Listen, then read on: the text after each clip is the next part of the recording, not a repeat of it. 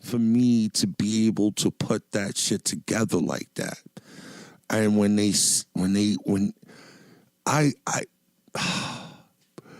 I'm not saying I'm Jesus, people, okay? But I know how those disciples looked at Jesus when he pulled a couple little stunts, man. I know. I seen the look in those boys' eyes when they saw their front man, their lead singer, or I would like to call myself a vocalist, not a singer at all. Their lead vocalist really understand this, and like this wasn't like no gimmick or nothing. This is like my like this is the music I really really love. Like, don't get it fucked up. I love hip hop. I love rap. I'm not even hating on these young kids these days with this music and shit like that. Some of these kids I do like, some of these young niggas, let these niggas get their money, but I'm more of a 90s rap nigga, you know what I'm saying? Like Mobb Deep, Smith and Wesson, Boot Camp Click, like Smith and Wesson are my favorite dual rappers ever. Tupac Shakur is my favorite single rapper by him, as a solo artist, it's not like I didn't love Biggie, it's just that Biggie, he definitely was that nigga. Let's just take a pause real quick, my niggas, just in case y'all was going down that slippery slope, thinking like you're comparing Biggie and Pac, because you can't compare Biggie and Pac. They're in two different motherfucking in their own fucking worlds. Biggie was built for he was a hood party nigga. He was a hood partying nigga that made us aware of the motherfucking of how ugly niggas could be fresh. And how ugly niggas could get this motherfucking money and have bad bitches on their dick. Meanwhile, Pac, Pac was just everywhere. He was just touching us on so many chords, you know what I mean? Like, Pac will make you feel angry one day. Pac will make you feel sympathetic towards women one day. Pac will make you want to motherfucking go take your mamas to Applebee's one day. You know what I mean? Pac just made you feel a bunch of different emotion. And I'm a Cancer, so I'm an emotional nigga. You know what I mean? So, I just was more drawn to where Pac was coming from. Not saying that I wasn't a fan of Biggie, because I loved the shit that Biggie was talking. Like, he was definitely our superhero for any hood nigga that was in the street. You know what I'm saying? He was a superhero, my nigga. Like, blunts and broads, you know what I mean? Trips and expensive cars, menage a trois and all that. Yo, my nigga, come on, bro. Like, everybody know Biggie was that shit. But for me, I was definitely Pac. I was always a revolutionary thinking kind of guy anyway, I always wonder why the people. And when I say the people, I'm not saying black, or just my culture. I was always for the people, like, why aren't the people getting it? Why aren't the people understanding we're supposed to be together? And I think Pac was really trying to convey that on so many social levels, but I think just the way the media magnified his hiccups in society would have drowned out our sightseeing of what he was really trying to bring to the light. So I just kind of thought that was just a wow. He got a raw deal.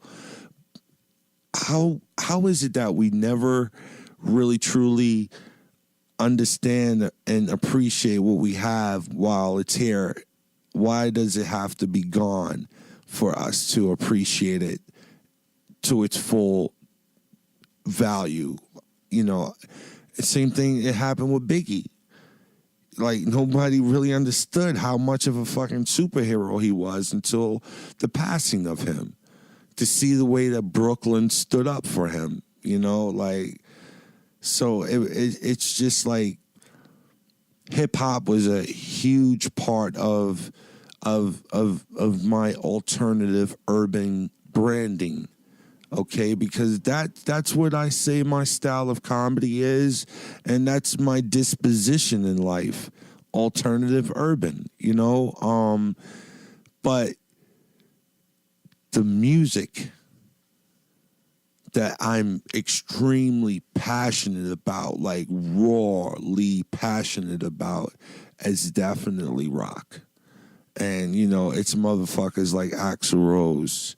You know, I'm just talking about frontmen. You know, it's motherfuckers like Johnny Rotten from the Sex Pistols. You know, fucking he wasn't like punk or no, not in your face rock, but his attitude was rock and just his behavior, but his talent was super dope. Noel Gallagher from fucking Oasis, fucking Eddie Vedder, you know, like especially, you know, young Eddie Vedder when Pearl Jam was just coming out, you know what I mean, where Eddie Vedder was indifferent about everything. Fucking I said Kurt Cobain, you know what I'm saying? I mean, those are like those guys, man, those fucking front men that were like, yeah, and it drove me and it abducted me into that galaxy. And the truth of the matter was, I never wanted to come back, man. I love the music, and I was passionate about this kind of music. And when I discovered emo, like I used to get glimpses of this emo kind of rock. And it was always in those white boy movies. You understand those white boy movies, like when it's the end of the school year, everyone's getting out of school. They got like this kind of kick-ass song, you know what I mean? That's like, yeah, it's like, come on, guys, get out of here, Mom. We're gone for the summer kind of attitude, like that kind of music. I always wonder, where was this music at?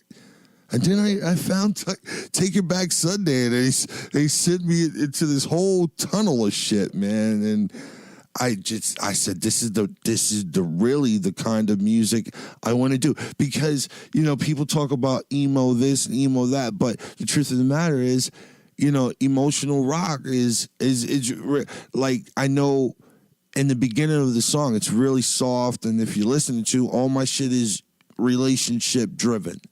All my songs is about fucking fucked up relationships, you know, with lying, deceiving, cheating. Dude, there's one song that I have that I wrote about a girl that I used to be fucking infatuated with. I knew this bitch was lying to me. And I just didn't give a fuck. I just wanted to be with her. And that shit was just like the worst time in my life. I wrote a couple of songs about this bitch. But I know where these songs are driven from. I know where these songs come from when I'm listening to these. Like Eddie Vedder, man. There's this song called Black. He has this fucking lyric in there. I'm huge on lyrics. I am huge on lyrics, man. There's this song, this particular part of that song, Black. The whole song is awesome, but there's a part of that song where he says, someday you'll have a... No, hold on, let me get this right.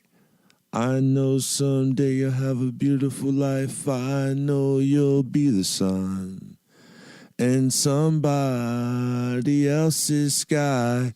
Why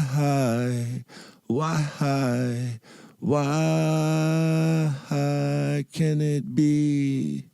Or can it be mine? Dude.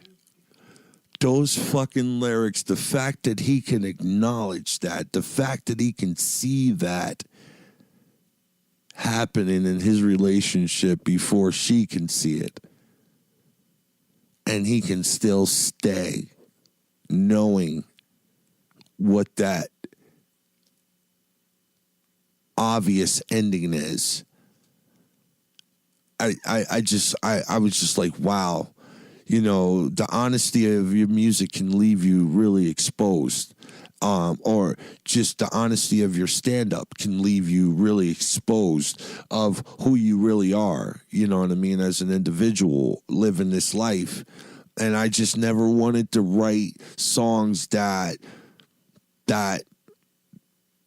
didn't matter.